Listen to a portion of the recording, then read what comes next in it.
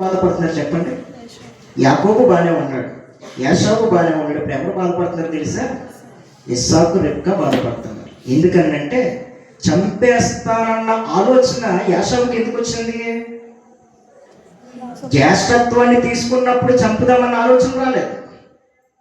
జ్యేష్ఠత్వం ఎందుకంటే తనకు తానుగా ఇచ్చేసాడు జ్యేష్ఠత్వం, కాబట్టి చంపుదామన్న ఆలోచన రాలేదు. ఎప్పుడైతే తనను మోసగించి తన తండ్రిని మోసగించి ఈ పని చేశాడో, నిజానికి ఈ పని రెబ్కా చేస్తుందని తెలిస్తే గనక, యాషావుకి రెబ్కా దీనంతటికి కారణం అని తెలిస్తే గనక ఆ సమయంలో ఏం జరిగేదో కూడా అంటే ఇక్కడ చూడండి ఎంత బాధపడుతుందో. ఇప్పుడు రెబ్కా ఏం చేస్తుందంటే, ఒక్క రోజునే మీ ఇద్దరిని నేను పోగొట్టుకోలేను. ఇప్పుడు అనుకుంటున్నాడు, మా తండ్రి చనిపోయే దినాలు తక్కువగా ఉన్నాయి, దుఃఖ దినాలు దగ్గరగా ఉన్నాయి. 42వ వచనంలో అనుకుంటున్నాడు అక్కడ, దుఃఖ దినాలు దగ్గరగా ఉన్నాయి కాబట్టి నా తండ్రి చనిపోయిన వెంటనే యాకోబుని చంపేస్తాను.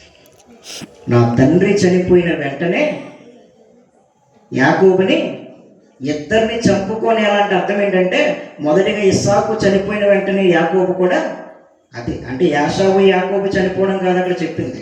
మొదటిగానేమో ఇస్సాకు చనిపోయిన వెంటనే చంపేస్తానంటున్నాడు. ఇప్పుడు ఇస్సాకు చనిపోయి ఇస్సాకు వెంటనే యాకోబు చనిపోతే ఇప్పుడు తనకి దిక్కెవరో కూడా లేరు.